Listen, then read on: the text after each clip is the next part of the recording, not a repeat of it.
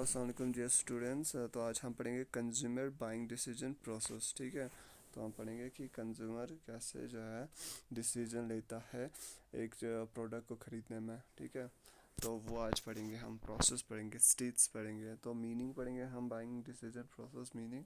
और जो स्टेज आता हो इसमें प्रोसेस, इस कंज्यूमर बाइंग डिसीजन प्रोसेस में जो स्टेज आते हैं वो स्टेज पढ़ेंगे हम। ठीक है, तो बाइंग डिसीजन प्रोसेस क्या होता है? देखो, इज़ अ प्रोसेस जो है consumer goes through when the buying A product. देखो, एक कंज्यूमर जब बाइंग प्रोडक्ट खरीदता है तो वो जिस स्टेप से चलता है तो वो हम पढ़ेंगे। ठीक है, तो it can be seen as a particular form of a cost benefit analysis. देखो क्या होता है कि बाइंग डिसीजन प्रोसेस के थ्रू जाते हो, स्टेज के थ्रू जाते हो, तो जो है आपको बेनिफिट मिलता है। ठीक है, तो कस्टमर को बेनिफिट थोड़ा मिलता है कॉस्ट डिसीजन प्रोसेस का। ठीक है, तो buying process is the series of steps that consumer will take make purchasing decision. जो बाइंग प्रोसेस है वो एक सीरीज ऑफ स्टेप्स है। ठीक है, इसमें वो सीरीज ऑफ स्टेप्स है जिसके थ्रू जो है एक कंज्यूमर जाता है। ठीक है, डिसीजन मेकिंग करता है परचेजिंग के टाइम। ठीक है, तो स्टेज जो है कंज्यूमर बाइंग डिसीजन का वो है पांच, हम पांच स्टेज से। ठीक है, the five stage framework remains the good way to evolve the consumer buying process.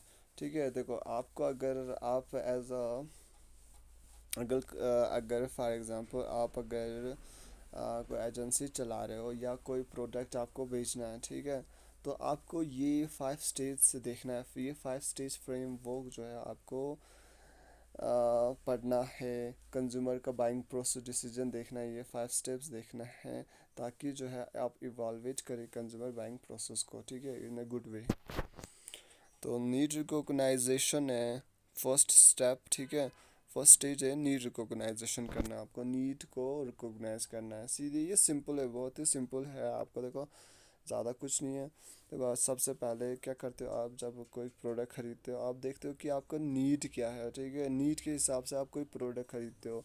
आपको जब नीड होता है तभी जाके आप प्रोडक्ट को परचेज करने का डिसीजन लेते हो। फिर आप देखो, उस जब आपको नीड पता चलता है क्या है, फिर आप उस नीड के बारे में जो चीज़ आपको ज़रूरत है उसका इंफॉर्मेशन सर्च करते हो। ठीक है, वह एक्सटर्नल व इंटरनल। फिर उसके बाद इवॉल्वेट करते हो। ठीक है, तो इंफॉर्मेशन जो जो है तो आपको बहुत सारे वैराइटीज़ मिलेंगे उसी प्रोडक्ट का। तो आप देखते हो कि कौन सा बेहतरीन प्रोडक्ट है। फिर आप क्या करते हो? परचेज डिसीजन आप लेते हो। परचेज जब आपको एक चीज कोई पर्टिकुलर आप जब आप सेलेक्ट करते हो अल्टरनेटिव्स में से प्रोडक्ट, फिर उस प्रोडक्ट को आप फिर उस डिसीजन लेते हो परचेज करने का। ठीक है, फिर जब पोस्ट परचेज डिसीजन लास्ट में आता है। पोस्ट परचेज डिसीजन क्या है कि आप जब कंज्यूम करते हो प्रोडक्ट को, जब आप यूज़ करते हो प्रोडक्ट को, फिर उसके बाद जो आपको एक्सपीरियंस मिलता है तो ठीक है, वो पोस्ट परचेज बिहेवियर आपका क्या रहेगा, आप सेटिस्फाइड होंगे या नहीं, वो देखते हो। ठीक है, तो ये मैंने ओवरव्यू दे दिया ताकि जो है आपको पहले से थोड़ा दिमाग में रहे, तो आपको आगे जब मैं एक्सप्लेनेशन करूँगा तो आप इजीली जो है अंडरस्टैंड कर पाओगे। ठीक है, देखो नीड रिकॉग्नाइजेशन। ठीक है, तो आज ये करेंगे हम। इसके बाद अब ये जो है हम ब्रीफली जो है इसको एक्सप्लेनेशन करेंगे, समझेंगे कि क्या है। ठीक है, सबसे पहले जो को हम कब एक प्रोडक्ट हमें अगर ख़रीदना है तो हम पहले देखते हैं नहीं, तो या प्रोडक्ट ख़रीदना है तो हम पहले ऐसे नहीं ख़रीदते ना, हम देखते हैं कि हमारा अगर नीड है तभी जाके वो प्रोडक्ट ख़रीदते हैं। ठीक है, जब हमारा नीड रिकॉग्नाइज करते हैं, हम अपना नीड जानते हैं कि हमें क्या ज़रूरत है। ठीक है, क्या ज़रूरत पड़ी, क्या ज़रूरत लाने की चीज़। ठीक है, क्या ज़रूरत है लाने के लिए, तो वो हम नीड अपना रिकॉग्नाइज करते हैं। देखो, a purchase can take place without the recognization of the need. एक परचेज जो है ख़रीदा, आप परचेज क्या होता है? ख़रीदना। वो नहीं हो सकता है जब तक आप जो है अपना रिकॉग्नाइज नहीं करोगे नीड को। ठीक है, जब तक आपको नीड नहीं पता चलेगा कि क्या है, आपका नीड क्या है। ठीक है, तो तब तक जो है आपको पता नहीं चलेगा कि तब तक आप परचेज नहीं करोगे। ठीक है, तो the need may have been triggered by the internal stimuli such as hunger or thirst or external stimuli such as advance। ठीक है, जो नीड है वो कैसे ट्रिगर होता है, ठीक है, वो कैसे आपको पता चलता है नीड, जब आपको इंटरनल स्टिमुलाई आपका जो इंटरनली जो है आपको पता चलता है कि आपको अगर हंगर होता है या थर्स्ट होता है इंटरनल, ठीक है, तो आप क्या करते हो जब हंगर होता है, तो आपको पता चलता है यार नीड है आपको, फिर रिकॉग्नाइज करते हो कि मुझे लाना चाहिए, फ्रूट लाना चाहिए, सब्ज़ी लाना चाहिए खाने के लिए, ठीक है, चावल लानी चाहिए। तो ये सारी चीज़ें, तो ये हो गया इंटरनल। या थर्स्ट है, आपको थर्स्ट, फिर आप पानी बोतल लाते हो, या आपको कोक पीने का है, ठीक है, कोल्ड ड्रिंक पीना चाहते हो, जूस पीना चाहते हो, तो एक नीड आता है आपके अंदर से, तो कि ये आया, फिर आप क्या करते हो, आप उस चीज़ को खरीदते हो, ठीक है। जब तक आपको भूख नहीं लगती है, जब आपको भूख लगती है तभी आप खाना खाते हो ना, जब आपको भूख ही नहीं लगेगा तो आपको खाना नहीं खाओगे, ठीक है। जब आपको भूख लगेगी तो आप खाना खाओगे, खाओगे कैसे, आपको पहले ख़रीदना पड़ेगा, ठीक है। आप फ्रूट खरीदोगे, चावल खरीदोगे, फिर उसको बनाओगे, फिर खाओगे, ठीक है। तो ये, और एक्सटर्नल स्टिमुलाई क्या हो गया कि सच एज एडवर्टीजमेंट, ठीक है। एक्सटर्नल वो एडवर्टीजमेंट के ज़रिए जो टीवी पे दिखाते हैं वो लोग आपको मोटिवेट करते हैं कि ये ले लो, ठीक है। एक्सटर्नल आप अट्रैक्ट होते हो, आपको लगता है हाँ ये जी नीड है आपको, ठीक है। एक्सटर्नल जैसे कि मोबाइल है, ठीक। तो पुराने ज़माने में सिर्फ हमें रोटी मकान और कपड़े चाहिए था, आजकल के ज़माने में हमें मोबाइल बाकी चीज़ें, ये हमें नीड पता चल गया, ठीक है।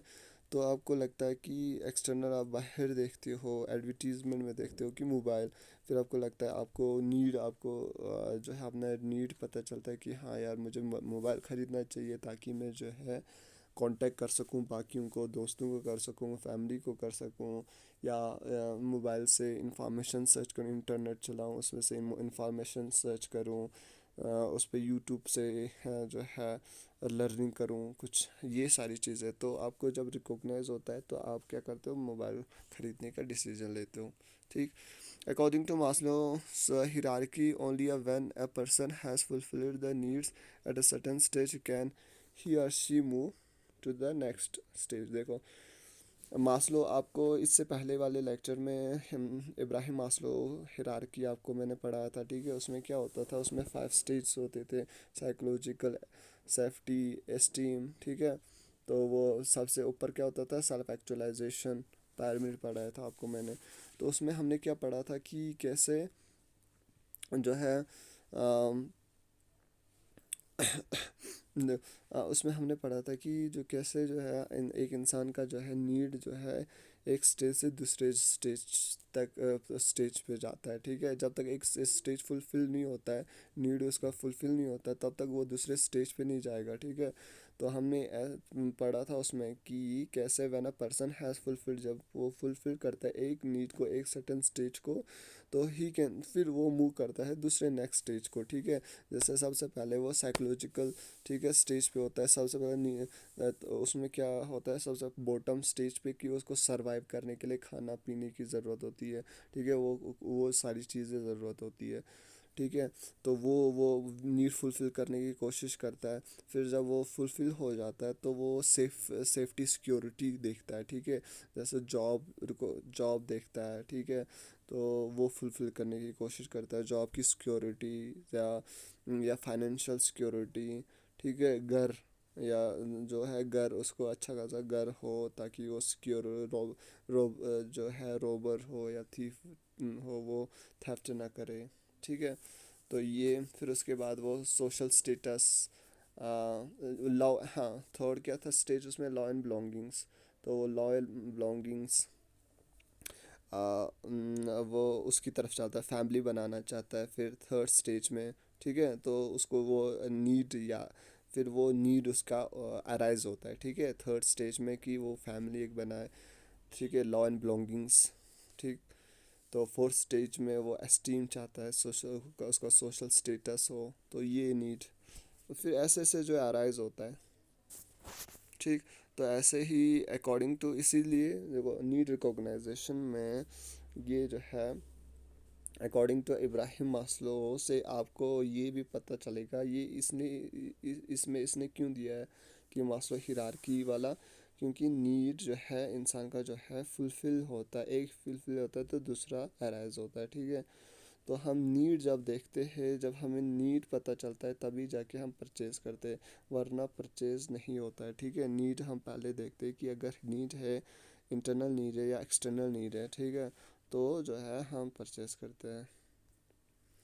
फिर इंफॉर्मेशन सर्च, ठीक है। तो इसके बाद जब हमें नीड पता चला यार कि हमें, हाँ जी, हमें ये प्रोडक्ट की ज़रूरत है, तो हम क्या करते हैं, उस प्रोडक्ट के लिए इंफॉर्मेशन सर्च करते हैं। ठीक है, जैसे आपको नीड पता चला कि आपको मोबाइल की ज़रूरत है ताकि आप जो है लेक्चर देखें, ठीक है, जो अभी लेक्चर्स, ऑनलाइन लेक्चर्स हो रहे हैं, ठीक है, तो वो देखें, आपको नीड है, आपको पता चला कि ये नीड है, ठीक है। तो आप क्या करोगे कि आपने सोचा हाँ जी अब तो मोबाइल ख़रीदना ही है, तो आप क्या करोगे, उसके बाद सेकंड स्टेज पे क्या करोगे, इंफॉर्मेशन सर्च करोगे, मोबाइल रिलेटेड इंफॉर्मेशन सर्च करोगे, ठीक है, कि कौन कौन सा अल्टरनेटिव मोबाइल से, कौन कौन सी मोबाइल है, कौन कि किस कितना फीचर्स होना चाहिए इसमें, रैम कितना होना चाहिए, स्टोरेज कितना होना चाहिए, ये इंफॉर्मेशन आप सर्च करते हो। ठीक है, तो this is the buyer's efforts at searching the internal and external business environment to identify the observe the sources of information related to the focus buying decision. ठीक है, तो इसमें जो है इस स्टेज में हम क्या करते हैं, हम एफर्ट करते हैं, ठीक है, हम सर्च करते हैं इंटरनली और एक्सटर्नली। ठीक है, इंटरनली हम सर्च करते हैं कि यार क्या हमें ज़रूरत है, ठीक है, तो हमें जो इंटरनली क्या है कि हम देखते हैं कि हमें क्या क्या ज़रूरत है, और हमारे पास हम देखते हैं खुद के पास में कि कौन कौन सा हमें उस रिलेटेड जो प्रोडक्ट है मोबाइल के रिलेटेड, तो हमें थोड़ा सा इंफॉर्मेशन तो होता ही है, एक तो वो हम कलेक्ट करते हैं, दूसरा एक्सटर्नल हम बाहर से देखते हैं। ठीक है, तो सर्च करते हैं, जैसे आप करोगे, सर्च करोगे नेट से कि कौन कौन सी मोबाइल है, ठीक है, तो जो आप ख़रीद सकते हो, तो आप आइडेंटिफाई करते हो, ऑब्जर्व करते हो इंफॉर्मेशन, ठीक है, तो बाइंग डिसीजन के लिए। Internal search refers to the recording past experience with the product, ठीक है, या देखो इंटरनल सर्च में क्या होता है कि आपको अगर पहले से एक्सपीरियंस है, कोई मोबाइल आपने इससे पहले आपके पास मोबाइल है कि आपको किसी कंपनी का, जैसे सैमसंग कंपनी का आपका मोबाइल है, तो आपको दिमाग में एक एक्सपीरियंस होता है कि हाँ ये जो सैमसंग मोबाइल है वो ड्यूरेबल होता है, ठीक है, मुश्किल से ख़राब होता है, तो आप चाहते हो कि सैमसंग ही मोबाइल ख़रीदे, ठीक है। तो एक्सटर्नल सर्च करते हो आप, एक्सटर्नल सर्च, एक्सटर्नल इंफॉर्मेशन आपको मिलेगा, जैसे मिलेगा आपको पर्सनल सोर्स से, फैमिली से या फ्रेंड से, कोई आपको फ्रेंड कहता है कि यार ये वाला मोबाइल ख़रीदो, रेडमी ख़रीदो, ये अच्छा है, इसमें रैम प्रोसेसर अच्छा है होता है, तो कोई कहेगा ओप्पो ख़रीदो, कैमरे के लिए बढ़िया है, आपका कैमरा बढ़िया होगा, कोई कहेगा सैमसंग ख़रीदो, ये ड्यूरेबल होता है, ठीक है, ख़राब नहीं होता है। तो ये सारी चीज़ें एक्सटर्नल से आप इंफॉर्मेशन लेते हो। या देखो आपको कमर्शियल सोर्स होता है, जो कमर्शियल सोर्स एडवर्टीज़मेंट्स, ठीक है, एडवर्टीज़मेंट, ये सारी चीज़ें, तो इससे आप इंफॉर्मेशन आपको जो इंफॉर्मेशन मिलती है, ठीक है, आप या जाते हो आप मार्केट में, जाते हो वहाँ सेल्स पीपल होता है जो खरीद बेचने वाले, वो इंफॉर्मेशन आपको देता है, पब्लिक न्यूज़पेपर, टेलीविज़न से आपको इंफॉर्मेशन मिलता है, ठीक है। तो सारी चीज़ें कलेक्ट करके आप फिर जो इंफॉर्मेशन कलेक्ट करते हो मोबाइल अगर आपको जैसे ख़रीदना है, फॉर एग्जांपल आपको मैंने एग्जांपल दिया मोबाइल, ताकि जो है आपको जो है बेहतर तरीके से समझ में आए आपको, ठीक है। तो आप क्या करते हो, इंटरनल देखते हो और एक्सटर्नल इंफॉर्मेशन लेते हो। तो फिर फिर क्या करते हो आप, इवेलुएट करते हो of alternatives at this stage, इस स्टेज पे, थर्ड स्टेज पे क्या करते हो आप, इवेलुएट करते हो, ठीक है। तो आप देखते हो कि कौन सा, देखो आपके पास अल्टरनेटिव्स है, आपके पास सैमसंग मोबाइल का है, ठीक है, सब मार्केट में सैमसंग मोबाइल है, रेडमी है, ओप्पो है, आईफोन है, और बहुत सारे मोबाइल्स हैं, तो आपको एक ख़रीदना है, तो आप सबों में से आप चूज़ करते हो कि कौन सा वाला बेस्ट रहेगा आपके लिए मोबाइल, ठीक है। तो ये आप इवेलुएट करते हो फिर इसमें, देखो कंज्यूमर इवेलुएट डिफरेंट प्रोडक्ट्स और brands on the basis of the varying different attributes and and and whether these can deliver the benefits that the customer are seeking, ठीक है। तो क्या करते हो कि आप अपने पसंद के हिसाब से आप जो है इन अल्टरनेटिव इतने सारे जो है आपको ऑप्शंस, अल्टरनेटिव्स मतलब ऑप्शंस जो है आपको मोबाइल्स का जो आप ख़रीद सकते हो, ठीक है। आप देखते हो कि आपको अगर ब्रांड, कोई पर्टिकुलर ब्रांड पसंद है तो आप उसी का ख़रीदते हो, ठीक है। तो बहुत सारे आपके पास ब्रांड है, तो आप उन प्रोडक्ट का एट्रीब्यूट्स देखते हो, ठीक है, फीचर्स देखते हो कि कौन सा जो है बेस्ट है। आप देखते हो रैम कितना है, ठीक है, सैमसंग में देखोगे, रेडमी में देखोगे, बैटरी बैकअप कितना है, ठीक है, वो एट्रीब्यूट्स देखते हो आप। And whether this can deliver benefits, तो आप देखते हो कि अगर ये इनमें से कौन सा जो है जो बेस्ट होगा आपके लिए, जो आपको बेनिफिट्स प्रोवाइड करेगा, ठीक है, जो आपके लिए फ़ायदेमंद होगा, जो आपको जो है ड्यूरेबल होगा आपके लिए, जो है आपकी पसंद का आप देखते हो, ठीक है। तो factor that heavily influences this stage is the consumer attitude. Involvement is another factor that influences the evaluation process, ठीक है। तो क्या होता है इस फैक्टर्स में सबसे इम्पोर्टेंट है कि आप जब इवेलुएट कर रहे होते हो तो आपका एटीट्यूड भी जो है, आपका ब्रांड को लेके जो है आपका देखने का नज़रिया, वो आपका देखने का नज़रिया वो जो है बहुत ही असर इन्फ्लुएंस करता है, ठीक है, वो इम्पैक्ट पड़ता है आपके डिसीजन मेकिंग में, ठीक है।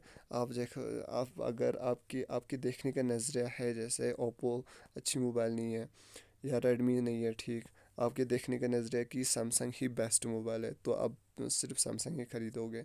तो ये देखने का नज़रिया जो है वो भी इन्फ्लुएंस करता है, ठीक है।